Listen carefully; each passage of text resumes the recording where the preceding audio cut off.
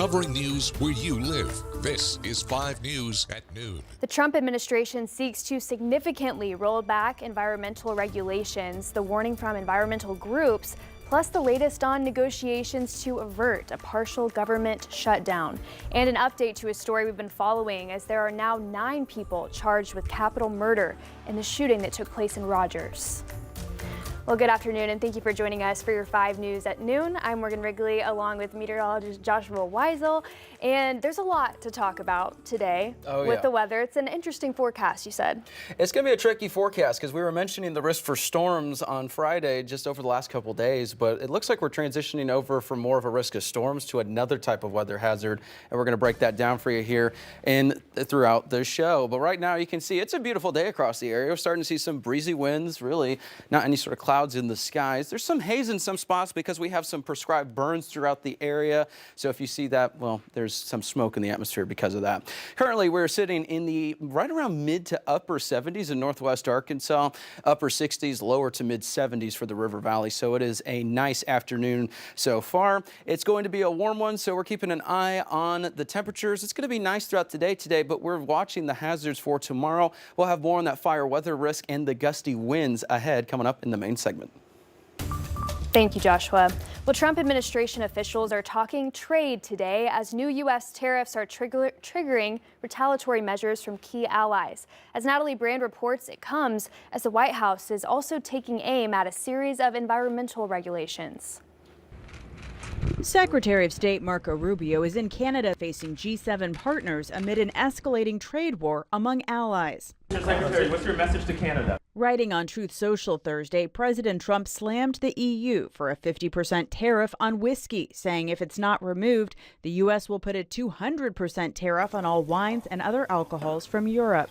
We want to protect the American worker, that a lot of these trade deals haven't been fair. The Trump administration is also taking aim at environmental regulations beefed up under the Biden administration. The EPA announced plans to roll back rules on pollution, electric vehicles, and air quality, said the agency would reconsider the 2009 scientific finding that greenhouse gases are a danger to the public. The administration says the moves are aimed at cutting costs, but they're expected to face legal challenges. They are taking us back to the 1960s, from before the times when we had regulations that actually cleaned up our water, protect people from across our country from cancer-causing agents in our air. Today is the deadline for the EPA and other federal agencies to submit plans for mass layoffs as part of the ongoing efforts to downsize the federal government.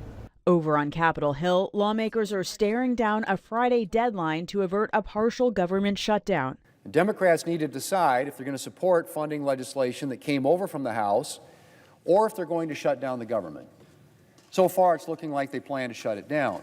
Senate Minority Leader Chuck Schumer says there aren't the votes to advance the House-passed funding bill, proposing a smaller and shorter stopgap measure instead to give lawmakers more time to negotiate. Natalie Brand, CBS News, the White House. Meanwhile, President Trump's special envoy Steve Witkoff arrived in Moscow today for talks after the president threatened Russia with consequences yesterday if it doesn't sign up for a 30-day ceasefire. Even before Witkoff began speaking with Russian officials today, a Kremlin aide said the proposal for a 30-day ceasefire only takes Ukraine's position into account and that Russia needs to have input as well. Well, the Benton County Prosecutor's Office now confirms 9 individuals face capital murder charges for the alleged shooting and killing of 41-year-old Andres Fonseca in Rogers. 5 News reporter Jacob Luthi has the latest developments in this case. Felt like there was more than enough proof for us to file the information and to begin the process on the adult side. 9 individuals, at least 5 of whom are juveniles, face capital murder charges in connection to a shooting that happened after midnight Saturday on South B Street in Rogers. I think we're getting close to the active end of the investigation. I know Rogers is working hard to kind of make sure that we're not missing anything. However, I feel pretty strongly we're getting to a point that we will be ending that part of the investigation, and the investigation work will be building up our case files. A probable cause affidavit for one of the suspects states 3 individuals shot 3 different firearms in the direction of Andres Fonseca. It adds that 32 9mm shell casings were found around the scene. Benton County Prosecuting Attorney Brian Sexton says he is confident in the charges. We feel strongly that we have enough evidence to go forward on capital murder on both our primary defendants and other defendants who we can build up a charge for liability through other facts. While Sexton did not confirm or deny gang activity, given the ongoing nature of this investigation, he says the amount of juveniles facing adult gun-related charges in the county is worrisome. I'm hoping to work closely with our partners to kind of deal with these particular issues, identify potential points of problem, and one way or another get to the bottom of this. It's gone on quite a while over the last 2 years with multiple cases, and it's disturbing for me. It's disturbing for people in the county. Sexton says juveniles charged with capital murder cannot face the death penalty if convicted. Well, meanwhile, the city of Little Flock has fired Police Chief Sean Hollis this week. We've learned he submitted an appeal to the city council for reinstatement, but council members denied that request. According to documents provided to 5 News by Little Flock Mayor Jeff Van Sickler, a citizen emailed him to express concern and aggravation about his arrest by Little Flock police in 2024 over an accusation of trespassing. Van Sickler said this led him to ask the Benton County Sheriff's Office to investigate. The Sheriff's Office sent a letter to the city saying Little Flock PD did not attempt to interview the accused party before seeking a warrant for his arrest, nor did he pursue an investigation to confirm if the suspect was in the area at the time he was accused of trespassing. The Sheriff's Office report also says by leaving evidence out of the probable cause affidavit, the officers may have opened the city up to potential lawsuits for civil rights violations. The letter reads in part, officers at Little Flock PD lack basic investigation skills. It is my opinion that Little Flock Police Department is, at best, exhibiting substandard police procedures in the way they investigate criminal complaints and respond to the community. The Sheriff's Office report also suggests the police department needs more structure systems to handle Freedom of Information Act requests and donations from citizens, saying FOIA violations could lead to civil lawsuits for the city.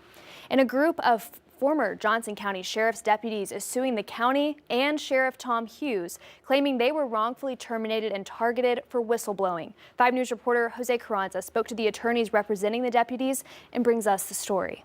4 former deputies are suing Johnson County and its top law enforcer. They claim their careers were destroyed by retaliation, not only in being forced out, but also in attempts to decertify them. They've endured a lot of damage to their reputation. Lucien Gillum is representing the deputies in this case. They allege in the court filing that the deputies were either fired or pressured into resigning after reporting misconduct. That's why the county as a whole is listed as a defendant. But Gillum says the sheriff's actions went beyond terminations. When you're trying to decertify a law enforcement officer, it goes far beyond you're just trying to take their job or make life so unpleasant that they quit. You were literally trying to take their entire career away as a law enforcement officer. The 13-page complaint outlines many claims that deputies say they faced after Sheriff Hughes' appointment by the Quorum Court. The case also lists a sheriff's wife and a resident running a social media page as defendants. Gillum says posts they made defamed his clients. They'd like their names cleared. They'd like the people's business done in Johnson County, and they want to be compensated for what all they've been through, which is a lot. The deputies seek $1 million each in damages, a public apology, cleansing of their personnel files, and retractions of publications involving the deputies. Gillum says it could be up to 2 years before a trial. Sheriff Hughes declined to comment, but did say he has not yet been served paperwork in the case. In Johnson County, covering news where you live, Jose Carranza, 5 News. Now to the Arkansas Capitol, where conversations centered around supporting ALICE families. ALICE stands for Asset Limited Income Constrained But Employed. Yesterday, students advocated for lawmakers to pass policies helping ALICE families and supporting educational policies for their children. According to ALICE, 31% of Arkansas households classify as these types of families. For a household with 2 adults and 2 kids, if they make less than $61,500 a year or under $31 an hour, they're classified as ALICE. Been working 2 or more jobs, and yet they struggle to afford basic necessities like housing, childcare, healthcare, and education. Several bills were mentioned yesterday aimed at helping Alice families. House Bill 1534 would increase the homestead property tax credit. And Senate Bill 59, which has already been signed into law, provides each student with one breakfast at no cost each school day. We're in the first week of daylight saving time, and at the Arkansas Capitol, lawmakers discussed a bill that would keep the state from making the change ever again. State Rep Stephen Meeks made his pitch on Wednesday for a bill that would keep Arkansas on standard time all year. This is a debate that's been happening across the nation, and while many agree with the concept of ending the time change, there were a lot of concerns about how sticking with standard time all year would impact the lives of Arkansans. Do you really think that this would be better handled at a federal level where everybody, I agree wholly that we need to do something, but it's really going to cause confusion at Helena and people working back and forth. The committee ultimately voted against the bill.